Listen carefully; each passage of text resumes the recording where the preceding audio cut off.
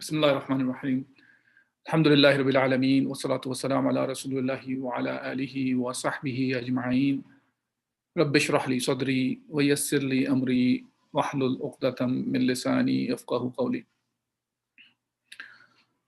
Assalamu alaikum wa rahmatullahi wa barakatuh. Inshallah, in today's talk about the life of Umar bin Khattab radiallahu anh, we will talk about the conquest of Egypt. Last few weeks, we've been talking about the conquest of Asham, and we talked about how Asham was conquered in different phases. And after the Palestine was open, and we talked about the treaty that was made between Umar bin Khattab radiallahu anh and the Christians over there. Amr bin al-As stayed there as well. And then if we look at the map as well, Palestine is connected with Egypt, even in today's Egypt as well. So that was natural for the Muslims to move in that direction, as it was part of the Byzantine Empire at that time. And Egypt was, if you want to call it, to a certain extent, was a place that was full of resources, and it was a place for the Byzantine Empire to rely on for their existence. So, of course, for the Muslims, it was never the issue that they were going in whichever direction they went, whether it was the Persian Empire that when they were after, they were fighting against them, or it was Byzantines in Sham. It was more to spread the deen of Allah subhanahu wa ta'ala. And hence, it was natural from the perspective of the direction the Muslims were moving forward, and to really continue their call for Islam in different directions. It was Muslims had to go in the direction of Egypt. Now, historians have discussed this matter in a few different ways. Some of them have discussed as if Amr bin al-As radiallahu anh, he went on of his own, and he decided to go and take the army in the direction of Egypt. While it is, when we look into the details, and not only the beginning of the conquest of Egypt, rather in the middle, while they were conquering different areas of Egypt, we see that Amr bin al-As was continuously in touch with Umar bin Khattab radiallahu anh, and he was taking directions from him. He was getting reinforcement from Umar bin Khattab, and so forth and so forth. So now to say that this was an action of Amr bin al-As of his own, it's a stretch that does not fit in the reality. And there are many evidences from the reports that we have that it was Umar bin Khattab radiallahu anh was fully involved in sending Amr bin al-As in the direction of the Egypt. And this is what we will see, inshallah, as well. And not only that, if we pay attention to how the Sahaba were obedient to the Khalifa, was very evident all the time. That they continue to be, they understood the idea of following the Amir. So it makes no sense that Amr al-As would have gone of his own. Now, as we mentioned, Amr bin al-As, when he went, it was in Palestine, and from Palestine he went west, as we can see in the map as well, that Egypt is in the west from Sham. So he started going in the west, but while he was going in the west, he did not really, the Byzantines did not really pose any kind of a threat, and he continued to move until he reached the area called Al-Farma. And even though there were Egyptians who did meet Amr bin al-As's army, but they welcomed him. As we were talking about in the case of, when we talking about the area of the Sham, there were people who were kind of oppressed, and at one point when Muslims had to pull the army army out of Homs. At that time, the people, when they were given the not the Homs, the area between the two rivers, which is called Mesopotamia also. When the Muslims, they had to take the armies out and they were paying back the jizya that they collected, the people were making dua for the Muslims, that they were hoping that they will come back, because they knew that if the Byzantines would have been the one who were over them, they would have taken even that as well, whatever they've taken. Same way we see in the case of the Egypt as well. When the Muslim army were heading towards the Egypt, they were oppressed by the Byzantine. Hence, when the Muslims were moving towards Egypt, when we say, of course, the main city in Egypt at that time was Alexandria or Iskandria. And that was the main, if you want to call it, capital of the Egypt. It would not be wrong. There was no Cairo at that time anyways. So now they were moving, and I mean the area Cairo was there, but it was not the city as we know of today. Now, when Amr bin As, when he was moving towards Egypt, the first real resistance that the Muslim armies felt was when they reached that place called Al-Farma.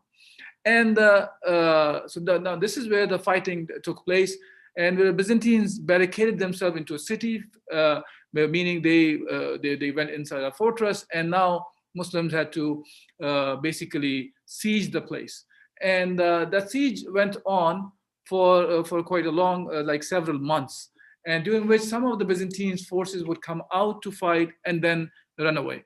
Now, one day what happened was a group of Byzantinians came out to fight a group of Muslims, and the Muslims defeated them. And the Byzantinians, they fled, they ran away, and while they were running back, they wanted to, one of the guy named his name was Asmiq, and he entered the city before the Byzantinians. And hence, now the Muslim army was able to enter into the area that they fortressed themselves into. Now, Umar radiallahu anh, he addressed his troops and he said, people, praise to Allah who has granted victory to the Muslim army. Allah is great who has honored us by Islam. But beware of thinking that we have achieved everything we wanted, and do not let this victory make you complacent. There's a still difficult road ahead of us, and the mission with which the Khalifa has entrusted us is far from having been accomplished. You have to be patient and obey your leaders. The people here will know that we are the troops of peace, and so we would not cause any mischief in the land. Rather, we should restore it and set example of the teachings of Rasulullah sallallahu alaihi wasallam. As we were talking about, even the Egyptians, the people of the land, they were quite oppressed by the Byzantines at that time. And when the Muslims entered and they conquered the area of Al-Farma also, it was not that, so now do you want to show the good characters to win the minds and the hearts of the people of the Egypt? Rather, it is what we are obliged with. It is what the Muslims are obliged to. They took the Islam there to free the people from the oppression. So Amr bin As radiallahu anh, he was more of reminding the Muslim troops that when you enter, you don't plunder the wealth of the people, you do not kill the civilians, you do not try to, as it has become more and more of a norm in nowadays and in the past couple of centuries, as if there's a norm for the people to, the armies are entering into lands and plundering the wealth or raping the women and these kind of things. So he was more reminding the people that that should not be the case. And after that, Umar was he was confident that the city was no longer good to protect any army, because what he did was, after they entered, they took down the walls of the fortresses. So now he knew that now the Byzantines will not come, because the idea was they would come back if they feel like they can be protected inside the city. So now he took down the walls of the fortresses. So now it became like an open city. So now he was sure that hopefully they will not come back. So he checked on his army to see what he had lost during the battle. So he found that there were quite a few Sahaba who were with him who were martyred. So he was afraid of that, because the people who really wanted to be part of opening of the Egypt, and he lost them. So now that was something for him to worry about, because there are people you need who are really hearts were into it. The one who had in their heart that they really want to be the people among the people who will open the Egypt. Yes, there was a beginning part of opening the Egypt, but as I said, if you really would look into the Egypt at that time, the main part of the Egypt was referred was the Iskandaria or Alexandria at that time. So, but Allah Subhanahu wa Taala blessed the army of the Muslims with some of the other tribes from Rashida and Lakham. They joined the army of Amr bin al-As. Now, after that, the Byzantines who ran away, who fled from Al-Farma, they went and they entered into a place called Al-Balbis. And over there, they took the refuge. Now, the Muslim armies moved towards Al-Balbis, and which is also called the fortresses of Babylon. And the Muslims army, they were fighting along with Amr bin al-As over there. But he said to them before they entered there, he said, "Do not hasten into fight first. Let's talk to them first." And he wanted to talk to the two people from the Egyptian side. One name was Abu Maryam, and the other's name was Abu Maryam. And when they came, the Muslims in general, they asked them, which is a normal way of when you are entering into new land, that either you enter into fold of Islam, meaning accept Islam, or you pay the jizya, which is, in that case, you pay the jizya. If you want to continue to be on your religion, you can continue to be on. And the Muslims will actually they will provide them the protection. Now, they asked for some time from Amr bin al-As. But before that, Amr bin al-As and the Muslims, they were aware of one of the hadith from Rasulullah sallallahu alaihi wasallam about the people of Egypt, how to take care of them when you will open the land. Rasulullah, as a matter of fact, he kind of prophesies. Of course, this is from Allah subhanahu wa ta'ala, that he said that when you're going to open, yastaftahun, meaning you will open Egypt, which is the land where the qirat is used. Al-qirat is a currency that they were using over there. So he said, when you conquer it, treat the people kindly, for they have rights and have ties of kinship. Ties of kinship, or through the marriage. Now, the hadith says this way. Now, ties of kinship was from the wife of Ibrahim alayhi salam, which was a Hajar. And the ties of marriage was Rasulullah sallallahu alayhi wasallam married to Maria Qibtiyya radiyallahu anha. That was sent by Al-Maqawqas when Rasulullah sallallahu alayhi wasallam sent the letters to Al-Maqawqas, the king of Egypt at that time, which was still the king of the Egypt.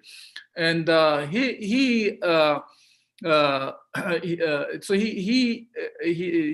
sent them as a gift, Maria Qibtiyya and her sister Shireen. And Rasulullah sallallahu alaihi wasallam took her in his marriage, and she became the wife of Rasulullah sallallahu alaihi wasallam. Now, one point I like to make here is, a lot of time nowadays people think of it as if when you use the word Qibti or Coptic, the only thing comes to the mind is the Christians of Egypt. That's not the case. Qibtis were the people they were referred as Coptic or Qibti. Hence, even until today, we remember Maria Qibtiyya, which is the term we use for the wife of Rasulullah sallallahu alaihi wasallam, of course, who was a Muslim. So just a point that even though nowadays a lot of them referred themselves, the one who are Christians who are living in Egypt, they refer to themselves as Coptic or Coptic Christians even. This is one of the types of Christians which are in Egypt until today. And that's another sign that even though Muslims opened the Egypt and they continue to rule over the Egypt for past almost 13 centuries or so, and Christians continue to live there, and they still continue to be, they feel safe over there, and that's the case for most of the Muslim lands that you can see. Yes, you find here and there some news that has to be verified as well. That when the news comes, especially when Allah Azza wa Jal has reminded us that when the news comes from somebody who is who's a fasiq, then the news has to be verified as well. What exactly has happened? Why? If some incidents here and there we hear about some minority, even in Egypt, to what exactly has happened and who's the real culprit? Also, many a times we find that the culprit which are mentioned in the news, or they were not really the culprits in those cases.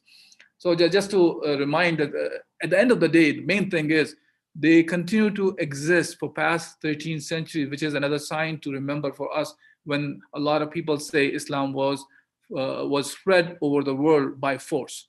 If that would have been the case, 13 centuries were more than enough for the people to be forced to become Muslim. But that's not the case, and hence we see still there's quite a few people who live there who are still on their ancestral religions. Okay. Anyways, moving forward. So, so he mentioned this also to Abu Maryam and Abu Maryam, and he said by himself that they said to Umar that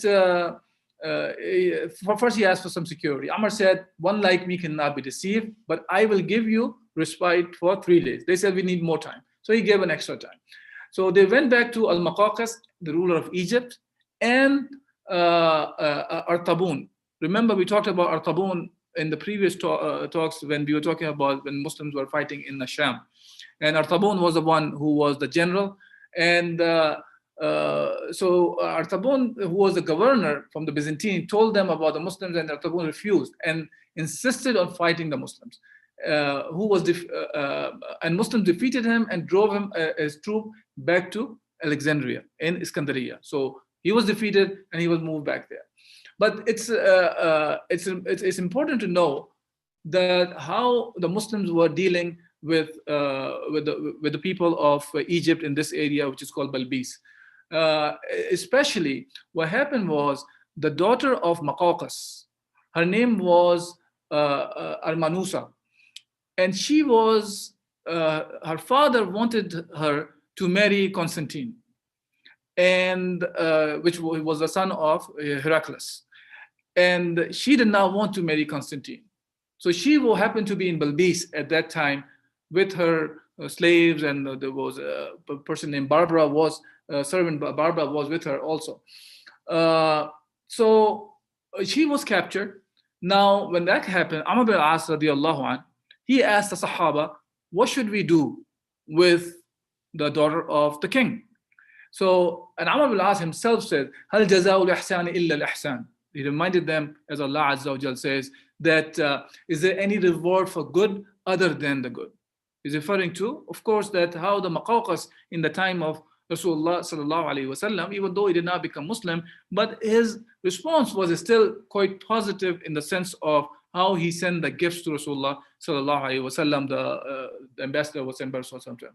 Now, Maqawqas, so the reason was about the gift that the Sahaba were like this. So Sahaba took care of the daughter of Maqawqas, and all the jewelry and whatsoever she had, and the slaves and the servants that she was carrying around with her.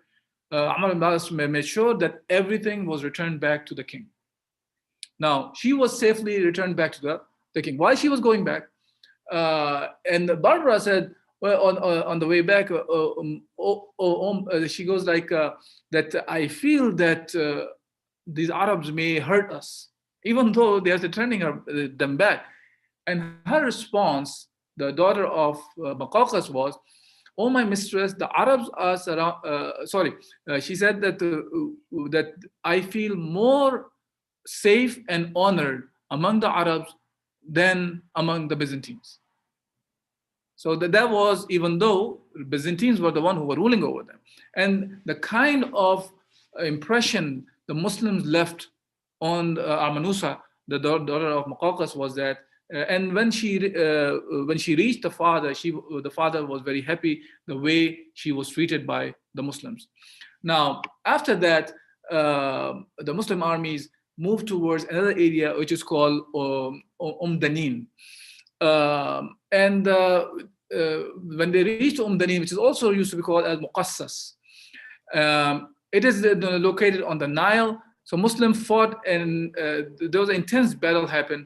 And Muslim Umar bin al-As radiallahu anh, he asked some more reinforcement for Umar bin Khattab radiallahu anh.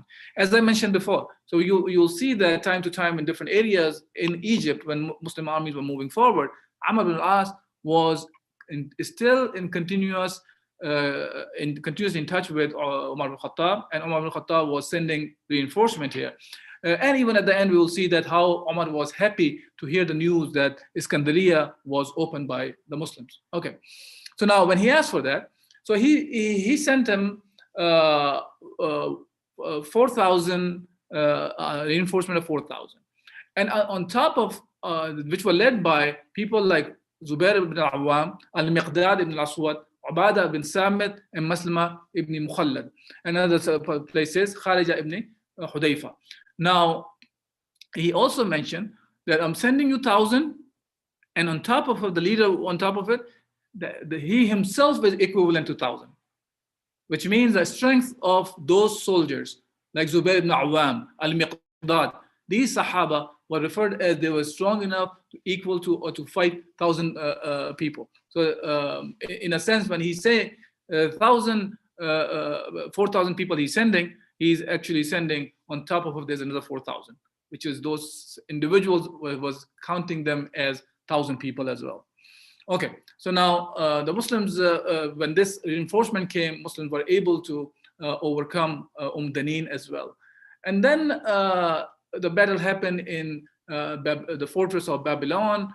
And after that, Muslims conquered that and moved towards Iskandariya. So when the Muslims went to Iskandariya, now in Iskandariya, again, before the Iskandariya, Muslims stayed in Babylon's fortresses for about, as is mentioned, is about for several months. And they rested because these armies have been in fights for almost years now, 2 years or so. So they rested over there for a few months. And now the people who were in Babylon, they started helping the Muslims now. Even though whether they were Muslims or not Muslims, they realized that the kind of a rule they had from the Byzantine, when the Muslims have taken over, they felt more safe and secure under the Muslims than the Byzantines.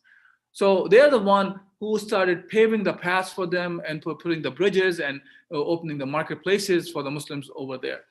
And now, so now Umar bin al-As radiallahu anh, he took the army and he started moving towards Iskandariya. Now in Iskandariya, what happened was this, in Iskandariya, the siege continued on for a long period of time, as one of the reports talk about 9 months or so. Now that's a long period of time. Umar bin Khattab radiallahu anh was also worried about that. And he explained that in a letter to Umar. And he said, I am very surprised at how long it is taking to conquer Egypt, as you have been fighting for the last 2 years, unless it is because of some sins that you have committed. Subhanallah, talking a Sahabi to another Sahabi, and how he is trying to evaluate and reminding. Today, if you talk to a regular person, he will be offended right away and get angry at you. If you try to remind each other of, let's fix ourselves, probably there is something mistakes that we are doing, because of that we are not getting the victory from Allah subhanahu wa ta'ala. So look at the Sahaba. These were the great Sahaba of Rasulullah sallallahu alaihi wasallam, who were nurtured by Rasulullah sallallahu alaihi wasallam. He's the one who prepared them in a manner that they would not be offended when they are trying to do something for the sake of Allah subhanahu wa ta'ala. And these kind of things did not create any kind of rifts among them, because the goal was common for them, which is the pleasure of Allah subhanahu wa ta'ala. It's nothing else. When they're moving forward, whether they were in battlefield or whether they were not in battlefield, They understood that very clearly, that their main purpose is to please Allah Azza wa Jal, and all the actions for that. Hence, when this letter came, it was more of a reminder for Amr bin al-As. Okay, let's look at the very same battlefield in a different way. Anyways, Umar bin Khattab, the letter he said, and he goes, I'm going to repeat the last part again. So he said that you have been fighting for the last 2 years, that unless it is because of some sins that you have committed, or you have started to love this world as your enemy does. Allah, Allah may He be blessed and exalted, only grants victory to people who are sincere. I'm sending you 4 individuals.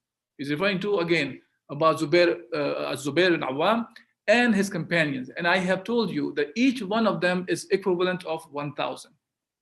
He was sending him again. And as far as I know, unless something has changed them, when you receive this letter of mine, address the people and urge them to fight their enemy. Encourage them to be patient and to have the right intention. Give these 4 men the position of the leadership. Tell the people that they all attack as one under their leadership, and let that be at noon on Friday. For this is a time when divine mercy descends, and it is a time when prayers are answered. Let the people beseech Allah and ask Him for victory over their enemies. Now, when Umar bin al-As received this letter, he followed the instructions that Umar bin Khattab gave it to him. Another point to remember here is that when Umar bin Khattab, number one, he is closely watching the Egypt as well, that the progress is made or not. If it's not made, what could be the reasons why the progress is not made in Egypt? When I say Egypt, it was more concentrated towards the idea towards the area of Iskandariya or Alexandria. So now he talked to them, and then another report talks about Amr bin al-As consulted Maslama bin Mukhallad al-Ansari and said, advise me about fighting these people. So Maslama, he said, I think you should choose a man who has knowledge and experience from among the companions of Rasulullah and put him in charge of the people. And Amr asked, who should that be? And he said, Ubadah bin Samit radiyallahu anhu. So now he asked for Ubadah bin Samit to come. When he came, he was riding on his mount. He wanted to get off his ride. So he said, no, stay there. Do not dismount from your ride. And he said, that give me your spear. When he gave the spear, he put his turban on top of the spear. Amr bin al-As put his turban on the spear of Ubadah bin Samit. And then he appointed him as the leader of to fight against the Byzantine. And after that, Allah Azza wa Jal granted him the victory over Iskandariya. See, Sahaba, when they were fighting, they did all the things that are needed when it comes to the preparation for the army. But at the same time, they continue to be engaged in remembrance of Allah subhanahu wa ta'ala. And this is what one of the places it was mentioned that Amr bin al-As mentioned the Sahaba, the leaders, they mentioned Sahaba, that when you are there, don't talk excessively. If you have to talk, rather do the dhikr of Allah subhanahu wa ta'ala. Especially whenever the siege was getting longer and longer, this is another aspect of it, that the connection to Allah subhanahu wa ta'ala was always there. It was not like just the connection to Allah subhanahu wa ta'ala and then close yourself in the masjid and sit there and do the dhikr of Allah, or just go in the battlefield and you have no connection to Allah subhanahu wa ta'ala. It was rather both. And as we talked about in the previous talk as well, that when Heraclius was asked about the Muslims, how the Muslims were, and he said that he was responded by his own person who was a prisoner of war at one point, that the way he saw the Muslims were during the night time, they are like monks. During the daytime, they were knights, meaning they were fighters, and during night time, they are remembering Allah subhanahu wa ta'ala. Anyways, and the Muslims were they opened the Alexandria or Iskandariya on the Muharram of the 20th after Hijrah, after the 20th year after the Hijrah, AH. And Amr bin al-As radiallahu an, he made sure that the people of Alexandria were not harmed. And he did not kill them, did not take their women captives, rather he treated them as Ahlul Dhimma. Okay, al-dhimma means these are the people who have like as if they were giving the jizya because of the hadith of Rasulullah sallallahu alaihi wasallam. Because Rasulullah sallallahu alaihi wasallam, he already mentioned to them, when you are going to open soon the area of Egypt where the qirat is used, and how to deal with the people and to treat them nicely, and that's what the Muslims did.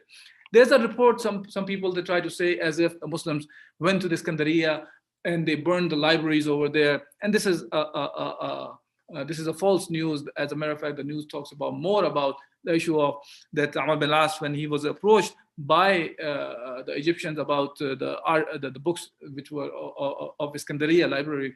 Amr bin al-As talked to Umar bin Khattab, meaning he asked for his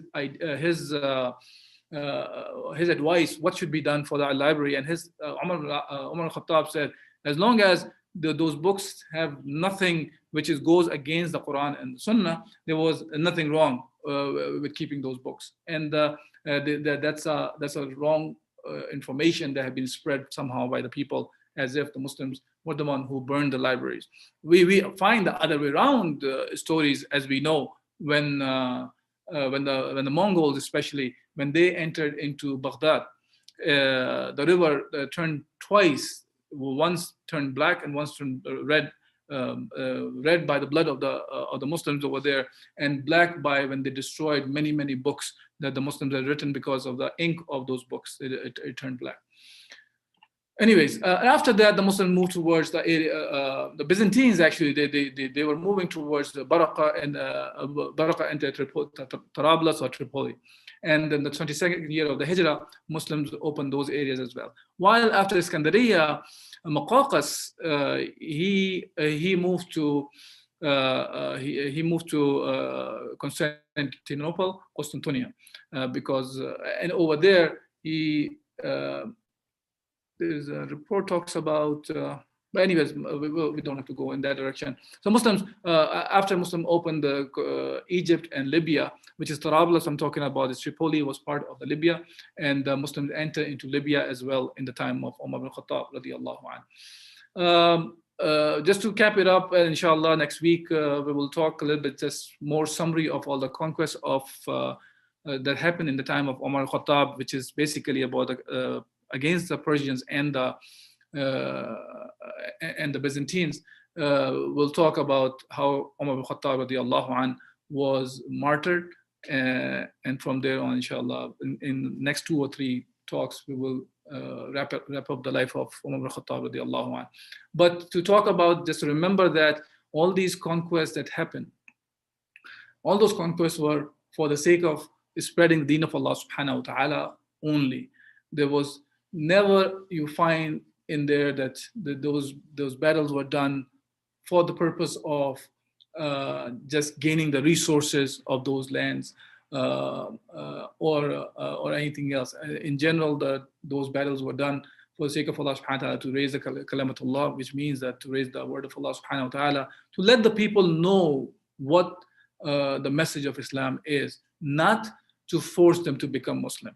That's always the case. As a matter of Allah Azza wa Jal has very clearly commanded the Muslims that la ikraha fid deen, that there is no compulsion in deen, and that's specifically about non-Muslims cannot be forced to become Muslim. So that should be kept in mind when we talk about all these conquests that happen, whether at the time of Umar Khattab or Abu Bakr or Rasulullah sallallahu alaihi wasallam, or afterwards as well. That was the key idea that kept the Muslims motivated to continue the message of Islam to the world.